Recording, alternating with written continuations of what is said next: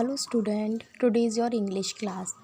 आज आपका इंग्लिश में न्यू चैप्टर स्टार्ट होगा, चैप्टर 4 द ग्रीडी क्रेन यानी लालची सारस। क्रेन मीन्स सारस, ग्रीडी यानी लालची।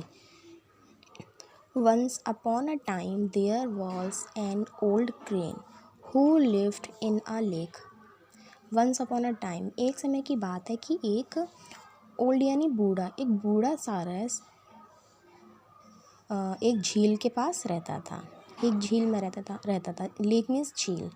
ही वॉज सो वीक, वह बहुत कमज़ोर था। That he could not catch the fish swimming there, तो जो फ़िश झील में थी वह उनको नहीं पकड़ पा रहा था। ही बिकेम वेरी हंग्री, वह बहुत भूखा था। सो ही स्टार्टेड क्राइंग, तो उसने रोना शुरू कर दिया। अ क्रैब heard him crying, एक क्रैब यानी केकड़ा, तो एक केकड़े ने उसकी रोने की आवाज़ सुनी। He asked him, उसने उससे पूछा why are you crying, तुम क्यों रो रहे हो।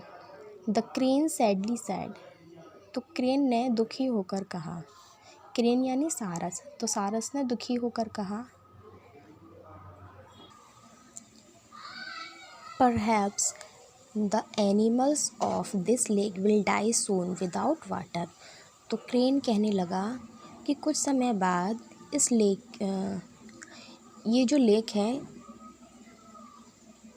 इसके सारे जानवर मर जाएंगे। Because very soon this lake will dry, क्योंकि बहुत जल्दी यह झील सूख जाएगी।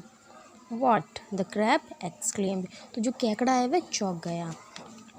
Yes, all the creatures living in it will die, said the crane, तो क्रेन ने कहा कि हाँ, इस लेक के सारे जानवर बहुत जल्दी मर जाएंगे, जितने भी क्रीचर्स हैं वो सब मर जाएंगे। There is another lake near by, पास में एक दूसरा लेक भी है। All the big creatures like crocodile, tortoise, frog etc can travel up to that lake, तो क्रेन कहने लगा कि यहाँ पास में एक और लेक है, तो जितने भी बड़ी क्रीचर्स हैं जैसे क्रोकोडाइल, टॉर्टॉइस, फ्रॉग, ये सभी चलकर दूसरी लेक में चले जाएंगे। But I am worried about the fish, लेकिन मैं फ़िश के लिए बहुत दुखी हूँ। They will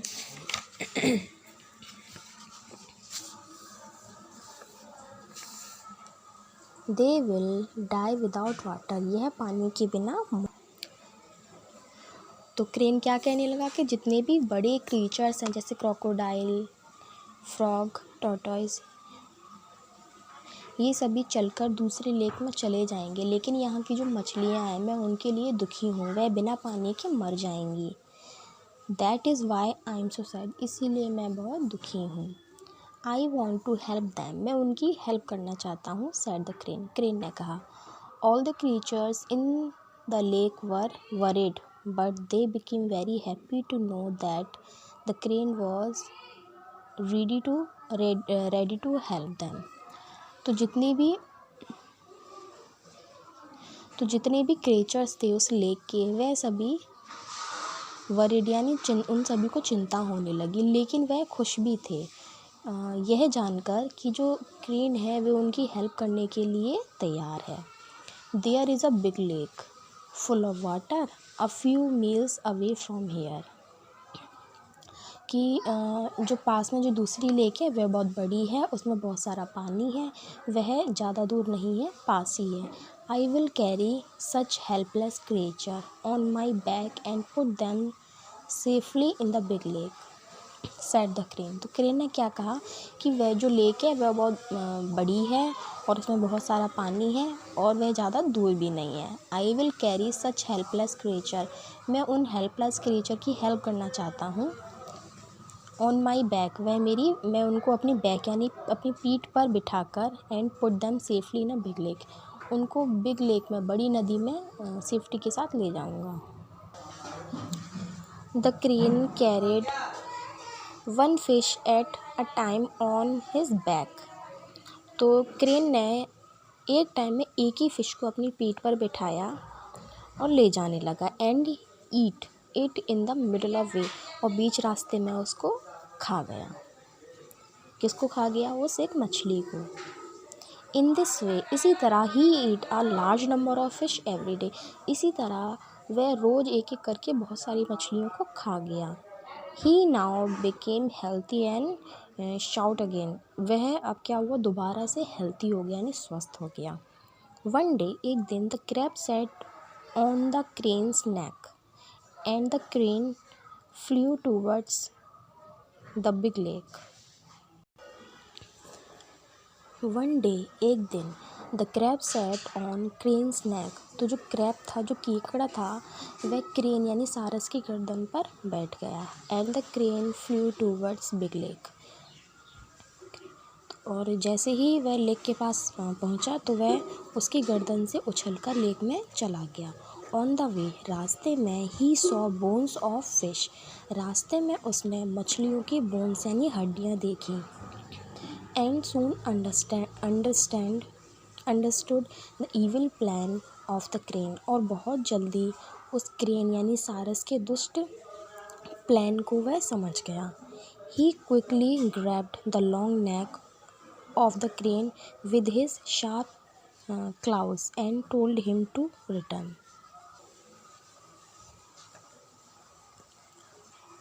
He quickly grabbed the long neck of the crane with his sharp claws and told him to return.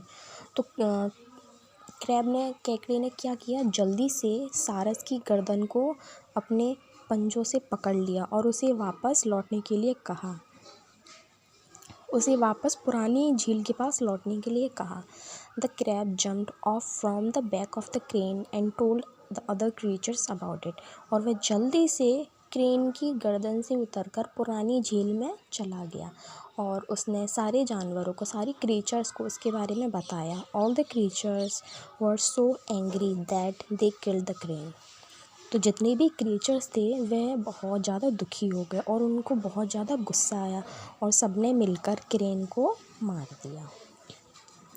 तो आपने देखा इसमें क्या था, जो क्रेन था वह बहुत लालची था, उसने अपने लालच के लिए सभी को बेवकूफ़ बनाया। सबसे क्या कहा कि इस झील का पानी ख़त्म होने वाला है, तो मैं तुम सबकी हेल्प करना चाहता हूँ और तुम्हें दूसरी झील में ले जाऊँगा। तो वह एक एक करके मछलियों को ले जाने लगा और बीच रास्ते में उनको खा गया। तो अब जो क्रैब था, जो केकड़ा था, वह उसकी गर्दन पर बैठकर जा रहा था। तो सारस ने क्या किया, जैसे ही उड़ना स्टार्ट किया तो क्रैब ने रास्ते में मछलियों की हड्डियाँ देखी। तो क्रैब ने सारस की जल्दी से कस के गर्दन पकड़ ली अपने पंजों से और कहने लगा कि मुझे पुरानी नदी के पास ही ले चलो। और जैसे ही पुरानी नदी के पास आया वह जल्दी से उछलकर पुरानी नदी में चला गया। उसने इसके बारे में पुरानी झील में चला गया। उसने इसके बारे में सभी क्रीचर्स को बता दिया। तो जितने भी क्रीचर्स थे यानी कीड़े मकोड़े जितने भी थे, उन सभी को बहुत गुस्सा आया और सबने मिलकर सारस को मार दिया। अब आपने देखा इसमें लालच का फल क्या होता है, हमेशा कड़वा होता है। सारस ने कितना लालच किया, अपने लालच के लिए, अपने खाने के लिए उसने कितनी सारी मछलियों को मारकर खा लिया। तो अब क्या हुआ, लास्ट में उसे उसका फल मिल गया और सारे क्रीचर्स ने उसको मिलके मार दिया।